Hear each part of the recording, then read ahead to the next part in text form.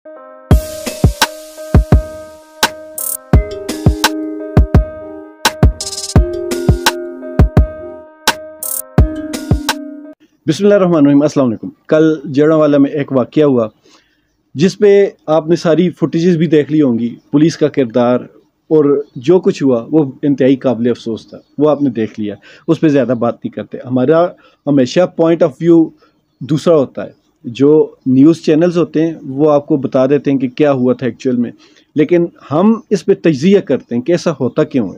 अभी कुछ दिन पहले मैंने ये वाली वीडियो की थी। इस वीडियो में जो हाफिज़ निगार आलम है, ये पीटीआई के एक जलसे में उन्होंने कोई अल्फाज कहे थे, जिसके बाद वहाँ एक मौलाना थे जिन्होंने लोगों को इसके ख़िलाफ़ मुश्तैल किया और लोगों ने इसको पकड़ कर मार दिया, गुस्ताखी का इल्ज़ाम लगाकर। बहरहाल बाद में 2 महीने 2.5 महीने के बाद सुलह सफाई हुई और जो बंदा नामज़द था इसके कत्ल में, उस बंदे को जब अपनी पड़ी तो उसने सुलह सफाई की कोशिश की और जिरगे में ये बात मानी कि उसके अल्फाज कोई भी गुस्ताखी वाले नहीं थे, बस वो गलती से मारा गया।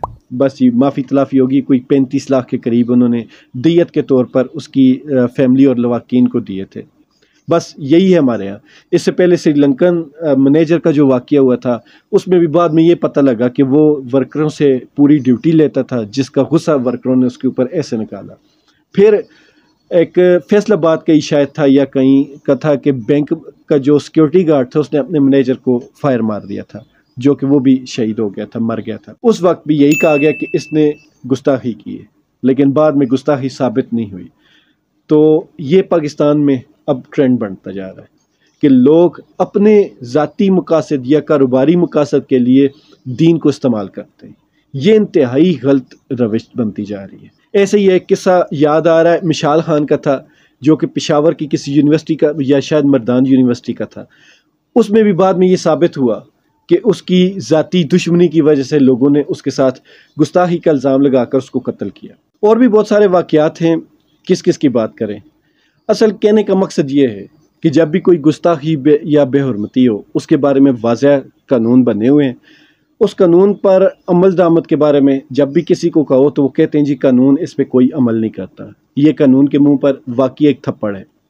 लेकिन सोचने की ये बात है कि क्या फिर भी अगर कानून अमल दरामद न करे तो किसी को हक है कि इस तरह हजूम की शक्ल में किसी भी इंसान को मार दिया जाए?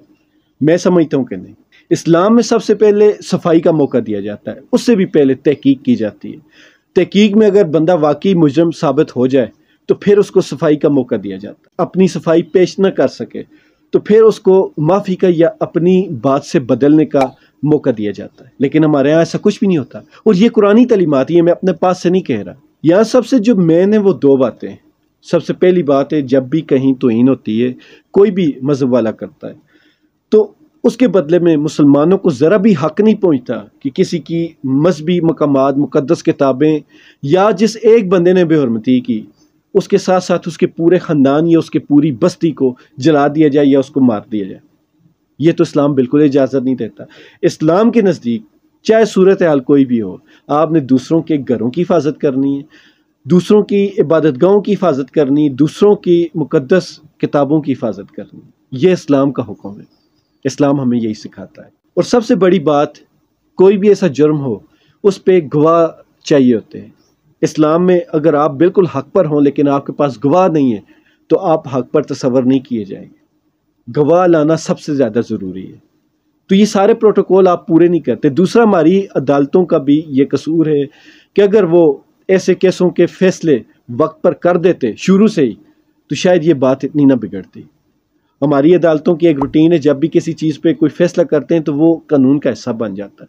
आप अगर इसका फ़ैसला करते तो लोगों को कानून हाथ में लेने के लिए ये जवाज़ न देना पड़ता कि कानून कुछ भी नहीं करता। लेकिन शायद हमारे मुल्क में ऐसे वाक़यात को अपने सियासी मकसद के लिए इस्तेमाल किया जाता है, इसलिए इसके ऊपर कोई वाज़ेह कानून या उस कानून की पकड़ मजबूत नहीं की जा सकती। यही वजह है, आए रोज़ किसी न किसी बंदे, कोई भी अपना ख़ानदानी दुश्मनी हो, इस पे तो आसान हल है, किसी को मार दो, बाद में कहो जी हमें गलतफहमी हुई थी। और ऐसे मुजरमों के ऊपर कोई हाथ डाले तो वो खुद मरता है।